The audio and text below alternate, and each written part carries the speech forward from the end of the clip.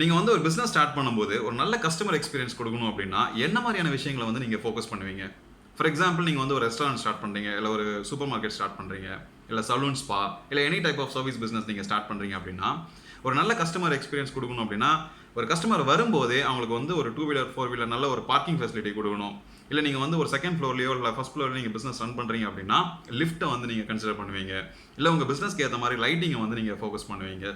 அதே மாதிரி ஒரு நல்ல வெப்சைட் நீங்கள் கிரியேட் பண்ணணும் அப்படின்னா பேசிக்காகவே இந்த வீடியோவில் சொல்கிற 10 விஷயங்களை வந்து நீங்கள் ஃபாலோ பண்ணுறது மூலயமா பேசிக் அடிப்படையாகவே வந்து உங்கள் வெப்சைட்டை வந்து நீங்கள் நல்லா ஸ்ட்ரென்தன் பண்ண முடியும். SEO பாயிண்ட்லேருந்தும் வந்து உங்களால் ஒரு நல்ல வெப்சைட்டை வந்து நீங்கள் பில்ட் பண்ண முடியும். அது மூலயமா போன வீடியோவில் நான் சொன்ன மாதிரி நீங்கள் வந்து ஒரு பெய்ட் மார்க்கெட்டிங் போகிறீங்க, இல்லை வந்து ஆர்கானிக்காக வந்து நீங்கள் டிராஃபிக் ட்ரை பண்ணுறீங்க, இல்லை நீங்கள் வந்து referral marketing, any type of marketing use பண்ணி ஒரு வெப்சைட்டை வந்து நீங்கள் டிராஃபிக் இன்க்ரீஸ் பண்ணி அது மூலயமா நீங்கள் பிஸ்னஸ் பண்ணணும்னு நினச்சிங்க அப்படின்னா இந்த வீடியோவில் சொல்கிற இந்த 10 விஷயங்களை நீங்கள் கன்சிடர் பண்ணுறது மூலயமா உங்களால் ஒரு நல்ல வெப்சைட்டை பில்ட் பண்ண முடியும். அது மூலயமா போன வீடியோவில் சொன்ன மாதிரி ஒரு நல்ல டிராஃபிக்கை வந்து ஜென்ரேட் பண்ண முடியும். சக்ஸஸ்ஃபுல்லாக ஆன்லைனில் உங்களால் பிஸ்னஸ் பண்ண முடியும். ஸோ அது என்னென்ன அப்படிங்கிறத அந்த வீடியோவில் பார்க்க போகிறோம். Welcome back to my ref note.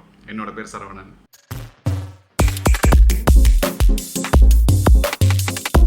ஒரு விவேக் காமெடி இருக்கு இல்லையா, 500 ரூபாய் கீழே விழுந்து நான் குனிஞ்சு எடுக்கணும் அப்படின்னா எனக்கு பல கோடி ரூபாய் லாஸ் ஆகும் அப்படின்னு சொல்லி ஒரு காமெடி இருக்கு இல்லையா. அதே மாதிரி ஒரு செகண்ட் வந்து உங்களோட வெப்பேஜோட லோடிங் ஸ்பீட் கம்மியாகுது, இல்லை ஸ்லோனஸ் இஷ்யூஸ் இருக்குது அப்படின்னா கிட்டத்தட்ட 7% வந்து கன்வர்ஷன் ரேட் கம்மியாகும் அப்படின்னு சொல்லி ஒரு ஸ்டாட்டிஸ்டிக்ஸ் இருக்குது. எஸ், பர்ஃபார்மன்ஸ் அப்படிங்கிறது உங்கள் வெப்சைட்க்கு ரொம்ப ரொம்ப முக்கியம். அதனால தான் இதை பற்றி நான் ஃபர்ஸ்ட் பேசுகிறேன். கிட்டத்தட்ட 40% ஆஃப் பீப்புள் வந்து ஒரு பெர்ஃபார்மன்ஸ் வந்து சரி இல்லை, லோடிங் ஸ்பீட் கம்மியாக இருக்குது, இல்லை ஸ்லோனஸ் இஷ்யூஸ் இருக்குது அப்படின்னா கிட்டத்தட்ட அந்த வெப்சைட்டை விட்டு வெளில போயிடுவாங்க அப்படின்னு சொல்லி ஒரு ஸ்டாட்டிஸ்டிக்ஸ் இருக்குது.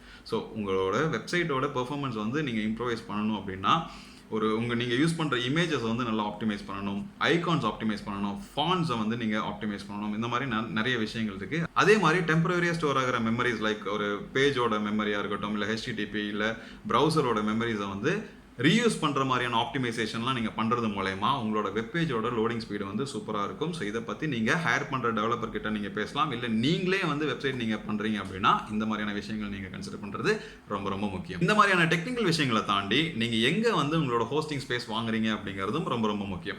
நான் வந்து BlueHost லாஸ்ட் 6-7 இயர்ஸாக யூஸ் பண்ணுறேன். பெர்ஃபார்மன்ஸ் வைஸும் சரி, சப்போர்ட் வைஸும் சூப்பராக இருக்கும். சப்போஸ் நீங்கள் வந்து ஒரு வெப்சைட் நீங்கள் கிரியேட் பண்ணணும், அதுக்கு வந்து ஒரு நல்ல ஹோஸ்டிங் ப்ரொவைடர் நீங்கள் பார்க்குறீங்க அப்படின்னா BlueHost நீங்கள் கன்சிடர் பண்ணலாம். என்னோட அஃபிலியேட் லிங்க் வந்து டிஸ்கிரிப்ஷனில் இருக்குது. அதை யூஸ் பண்ணி நீங்கள் வாங்குறீங்க அப்படின்னா எனக்கும் பெனிஃபிட்டாக இருக்கும். BlueHost பற்றி ஒரு தனி வீடியோ கிரியேட் பண்ணுறீங்க, அது வந்து ஐ பட்டனில் கொடுக்குறேன், முடிஞ்சால் செக் பண்ணி பாருங்கள், ரொம்பவே யூஸ்ஃபுல்லாக இருக்கும். செகண்டாக நம்ம பார்க்க போகிறது என்ன அப்படின்னா responsive web design. Responsive web design அப்படிங்கிறது நீங்கள் எந்த டிவைஸ்லேருந்து நீங்கள் அந்த வெப்சைட் ஆக்சஸ் பண்ணுறீங்களோ அந்த டிவைஸ்க்கு ஏற்ற மாதிரி அதனோட டிசைனை வந்து காம்பேட்டபிள் ஆகும். உதாரணத்துக்கு நீங்கள் ஒரு வெப்சைட்டை வந்து நீங்கள் லேப்டாப்பில் பார்க்குறதுக்கும் மொபைலில் பார்க்குறதுக்கும் டேப்லெட்டில் பார்க்குறதுக்கும் டிஃப்ரென்ஸ் இருக்கும். ஸோ அதுதான் வந்து ரெஸ்பான்சிவ் வெப் டிசைன். இதை வந்து ஆட்டோமேட்டிக்காக அந்த டிவைஸ்க்கு ஏற்ற மாதிரி அந்த டிசைன்ஸ் வந்து சேஞ்ச் ஆகிடும். ஸோ இதை வந்து நீங்கள் ஒரு ஃப்ரீலான்சர் ஹையர் பண்ணாலும் சரி, இல்லை நீங்களே ஓனாக கிரியேட் பண்ணாலும் ரெஸ்பான்சிவ் வெப் டிசைன் வந்து ஓரியன்டாக இருக்கா அப்படிங்கிறத நீங்கள் கன்சிடர் பண்ணுறது ரொம்ப ரொம்ப முக்கியம். ஸோ இன்ஃபேக்ட் வந்து இன்றைக்கி நிறைய தீம்ஸ் வந்து இந்த பேட்டர்னை தான் ஃபாலோ பண்ணுறாங்க. அதை பற்றி எந்த பிரச்சனையும் கிடையாது. பட் ஸ்டில் இதை நீங்கள் கன்சிடர் பண்ணணும் அப்படிங்கிறதுக்காக நான் சொல்கிறேன். மூணாவதாக நம்ம பார்க்க போகிறது என்ன அப்படின்னா SSL Certificate. SSL Certificate அப்படிங்கிறது ஒரு டேட்டா ப்ரொடெக்ஷனுக்காக யூஸ் பண்ணுற ஒன்று. இன்ஃபேக்ட் நீங்கள் வந்து ஒரு HTTPS அப்படின்னு சொல்லி பார்த்துருப்பீங்க இல்லையா, அது வந்து ஒரு SSL Certificate எனேபிள் ஆகிருக்கிற ஒரு URL. இது வந்து ரொம்ப ரொம்ப முக்கியம். ஏன் அப்படின்னா நீங்கள் வந்து ஒரு வெப்சைட் வச்சிருக்கீங்க, அதில் வந்து ஒரு லாகின் ஸ்க்ரீன் வச்சிருக்கீங்க. ஸோ ஒரு யூசர் வந்து அவங்களோட டேட்டா என்டர் பண்ணும்போது அந்த டேட்டாவை வந்து நான் செக்யூர்டாக ஹேண்டில் பண்ணுறேன் அப்படிங்கிறதுக்கு தேவைப்படுற ஒரு விஷயம் தான் இது. அந்த ப்ரௌசர்லேருந்து ஒரு சர்வரில் போயிட்டு அந்த டேட்டா சேவ் ஆகும்போது ஒரு என்கிரிப்டட் ஃபார்மேட்டில் போய் சேவ் ஆகுது. ஒரு ஹேக்கரால் ஹேக் பண்ண முடியாமல் ஒரு மினிமம் ப்ரொடெக்ஷன் வந்து உங்கள் வெப்பேஜில் கொடுக்கறதுக்கு தேவைப்படுற ஒரு சர்டிஃபிகேட் தான் SSL Certificate. SSL Certificate அப்படிங்கிறது வந்து டிஃப்ரெண்ட் டைப்ஸ் இருக்குது. நீங்கள் வந்து ஒரு ஹோஸ்டிங் ஸ்பேஸ் வாங்கும்போது பேசிக்கான ரெகுலர் சர்டிஃபிகேட் வந்து உங்களுக்கு எனேபிள் பண்ணுறதுக்கு ஒரு ஆப்ஷன் வரும். ஸோ அதையும் சேர்த்து நீங்கள் வாங்குறது ரொம்ப ரொம்ப முக்கியம். அண்ட் ஆல்சோ நீங்கள் வந்து உங்கள் பிஸ்னஸ்க்கு ஏற்ற மாதிரி நீங்கள் வாங்கணும் அப்படின்னு நினச்சிங்க அப்படின்னா அது ரிலேட்டடான லிங்க் வந்து நான் டிஸ்கிரிப்ஷனில் கொடுக்குறேன், செக் பண்ணி பாருங்கள், ரொம்ப யூஸ்ஃபுல்லாக இருக்கும். ஃபோர்த் முக்கியமான விஷயம் என்ன அப்படின்னா உங்கள் வெப்பேஜில் யூஸ் பண்ணுற மெனு. பிளாக் அண்ட் கான்டாக்டர்ஸ் அப்படிங்கிற இந்த 2 விஷயம் வந்து உங்கள் வெப்சைட்க்கு கண்டிப்பாக தேவை. ஃபர்ஸ்ட் பிளாகை பற்றி சொல்லிடுறேன். பிளாக் அப்படிங்கிறது உங்கள் பிஸ்னஸ்க்கு ஏற்ற மாதிரி உங்கள் பட்ஜெட்க்கு ஏற்ற மாதிரி மந்த்லி வந்து ஒரு 5 to 10 பிளாக்ஸ் வந்து ரெகுலராக உங்கள் வெப்சைட்டில் நீங்கள் போஸ்ட் பண்ணுறது மூலயமா அதை வச்சு ஆர்கானிக்காவோ இல்லை பெய்டு மார்க்கெட்டிங்களோ any other type of marketing methods use பண்ணி ஈஸியாக வந்து உங்கள் வெப்சைட்க்கு நிறைய டிராஃபிக் ஜென்ரேட் பண்ண முடியும். ஸோ அப்படி வர டிராஃபிக் மூலயமா நிறைய கன்வர்ஷன் வந்து உங்கள் பிஸ்னஸ்க்கு பண்ண முடியும். ஸோ பிளாக் அப்படிங்கிறது வந்து ரொம்ப ரொம்ப முக்கியம். இதை பற்றி வந்து ஒரு தனி பிளேலிஸ்ட் இருக்குது, அதை வந்து ஐ பட்டனில் கொடுக்குறேன், செக் பண்ணி பாருங்கள். And also content writing classes எடுத்துட்டீங்க, சப்போஸ் நீங்கள் வந்து கான்டென்ட் ரைட்டிங் கிளாஸ் கற்றுக்கணும் அப்படின்னு நினச்சிங்க, பிளாகிங் கிளாஸ் கற்றுக்கணும்னு நினைக்கிறீங்க அப்படின்னா நீங்கள் தாராளமாக என்ன கான்டாக்ட் பண்ணலாம். என்னோட கான்டாக்ட் டீட்டெயில்ஸ் வந்து டிஸ்கிரிப்ஷனில் இருக்குது. என்கிட்ட ட்ரெயின் ஆகிற ஸ்டூடெண்ட்ஸே வந்து இன்றைக்கி நிறைய ஃப்ரீலான்சிங் பண்ணிட்டு இருக்காங்க. சப்போஸ் உங்கள் பிஸ்னஸ்க்கு வந்து கான்டென்ட் ரைட்டர்ஸ் தேவைப்படுது அப்படின்னாலும் நீங்கள் தாராளமாக என்ன கான்டாக்ட் பண்ணலாம். அண்ட் கான்டாக்டர்ஸ் அப்படிங்கிறது ரொம்ப ரொம்ப முக்கியம். ஏன் அப்படின்னா ஒரு வெப்பேஜ்க்கு வந்து ட்ரஸ்ட் கொடுக்குறதே என்ன அப்படின்னா கான்டாக்டர்ஸ் தான். அண்ட் ஆல்சோ அங்கேயும் வந்து உங்களோட பிஸ்னஸ் வந்து நீங்கள் ஒரு சிட்டி வைஸாக நீங்கள் வந்து பண்ணுறீங்க அப்படின்னா லோக்கல் SEO பண்ணுறதுக்கெல்லாம் வந்து கான்டாக்டர்ஸ் பேஜ் வந்து ரொம்ப ரொம்ப முக்கியம். SEO பாயிண்ட்லேயும் வந்து contactors plays a major role. So இதெல்லாம் வந்து நீங்கள் கன்சிடர் பண்ணுறது ரொம்ப ரொம்ப முக்கியம். இதை தாண்டி நீங்கள் வந்து product and services, gallery, about us இதெல்லாம் வந்து நீங்கள் தாராளமாக வச்சுக்கலாம். அஞ்சாவதாக சொல்கிறது என்ன அப்படின்னா SEO ஃப்ரெண்ட்லி URLs. சூப்பரான ஒரு கேட்சியான URL இருந்துச்சு அப்படின்னா அது ஆட்டோமேட்டிக்காக வந்து நம்ம மைண்டில் ஈஸியாக ரெஜிஸ்டர் ஆகிடும் இல்லையா? ஸோ அந்த மாதிரியான URLs வந்து நீங்கள் சூஸ் பண்ணுறது ரொம்ப ரொம்ப முக்கியம். நீங்கள் பண்ணுற பிஸ்னஸ்க்கு ஏற்ற மாதிரி, இல்லை நீங்கள் வெப்சைட் கிரியேட் பண்ணுற பர்பஸ்க்கு ஏற்ற மாதிரியோ, இல்லை நீங்கள் எந்த ஊரில் நீங்கள் வந்து பிஸ்னஸ் பண்ணுறீங்களோ அந்த ஊரோட பேர் சேர்ந்த மாதிரியோ நீங்கள் வந்து கஸ்டமைஸ் பண்ணி உங்களோட URL நீங்கள் சூஸ் பண்ணிக்கலாம். .in .com இந்த மாதிரி உங்கள் பிஸ்னஸ் வந்து இன்டர்நேஷனல் லெவலில் நீங்கள் பண்ணுறீங்க அப்படின்னா நீங்கள் .com யூஸ் பண்ணலாம். இல்லை வித்தின் இந்தியா நீங்கள் பண்ணுறீங்க அப்படின்னா .in பண்ணலாம். இந்த மாதிரி ஏகப்பட்ட எக்ஸ்டென்ஷன்ஸ் இருக்குது.